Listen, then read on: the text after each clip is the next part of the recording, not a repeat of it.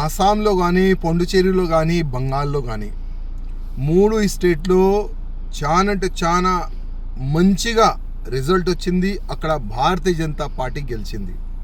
కానీ అక్కడ కార్యకర్తలు మంచి సంబరాలు చేసుకుంటున్నారు, వాళ్ళకి అధికారం ఉన్నది.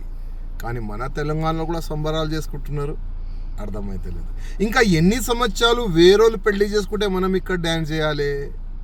అర్థమైందా? అంటే ఇంకా ఎన్ని సంవత్సరాలు? బంగాల్ అట్లాంటి స్టేట్లో భారతీయ జనతా పార్టీ గవర్నమెంట్ వచ్చిందంటే అది చాలా పెద్ద మాట. ఎందుకంటే అక్కడ మమతా బెనర్జీ ఒక గుండా రాజ్యం, ఒక రాక్షసి రాజ్యం అంటారు దాన్ని. అక్కడ భారతీయ జనతా పార్టీ కార్యకర్తల్ని చంపినారు, హిందూ సంఘాలు కార్యకర్తల్ని చంపినారు. కానీ వాళ్ళు భయపడలే. ఎట్టి పరిస్థితిలో బంగాల్లో భారతీయ జనతా పార్టీ గవర్నమెంట్ రావాలే, కాషాయం గవర్నమెంట్ రావాలని ఒక సంకల్పం పెట్టుకొని ప్రాణ త్యాగం పెట్టి వాళ్ళు పనిచేస్తున్నారు. అందుకోసం ఇవాళ బంగాల్లో భారతీయ జనతా పార్టీ గవర్నమెంట్ వచ్చింది. కానీ మన తెలంగాణలో కూడా ఇప్పుడు ఉన్న ప్రెసిడెంట్కి మంచి ఫ్రీడమ్ ఇస్తే, రామచంద్రరావు గారికి మంచి ఫ్రీడమ్ ఇస్తే 100% తెలంగాణలో కూడా గవర్నమెంట్ వస్తుంది. కానీ కొంతమంది ఈగోయిజం వల్ల తెలంగాణ నష్టపోతుంది. తెలంగాణలో ఉన్న భారతీయ జనతా పార్టీ మొత్తం సర్వనాశనం అవుతుంది. అదే కొంతమంది వల్లనే. నేను ఇప్పుడు కూడా రిక్వెస్ట్ చేస్తున్నా, మీ ఈగోయిజంని పక్క పెట్టండి. కొద్దిగైనా సిగ్గు ఉంటే బంగాల్లో ఏ విధంగా గవర్నమెంట్ వచ్చింది, అక్కడ కార్యకర్తలతో అధికారులతో కనుక్కోండి. వాళ్ళు కూడా అక్కడ కూడా ఉండే కొంతమంది, అక్కడ కూడా ఉండే కొంత కాంపిటీషన్. కానీ వాళ్ళు ఒక సంకల్పం తీసుకున్నారు, లేదు మా ఈగోయిజంని మేము పక్కా పెడతాం, గవర్నమెంట్ తీసుకొని వచ్చేలాగా మేము పనిచేస్తామని అక్కడ అందరు కలిసి పనిచేస్తున్నారు. అందుకోసం బంగాల్లో బీజేపీ గవర్నమెంట్ వచ్చింది.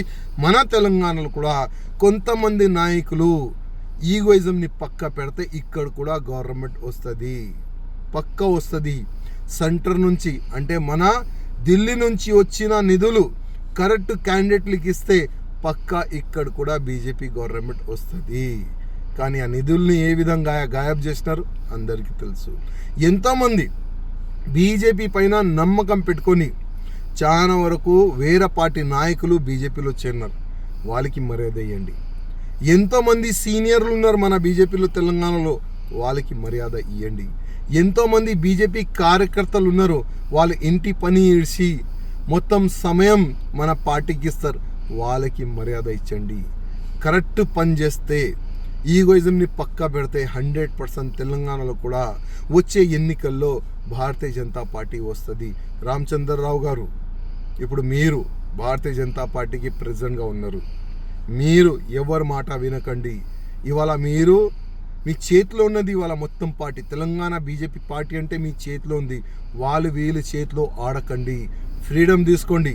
డైరెక్ట్ ఢిల్లీ అధికారులతోని, అమిత్ షా గారితో మాట్లాడి మీరు ఫ్రీడమ్గా తెలంగాణలో పనిచేస్తే 100% వచ్చే ఎన్నికల్లో పక్కా బీజేపీ గవర్నమెంట్ మన తెలంగాణలో వస్తుంది.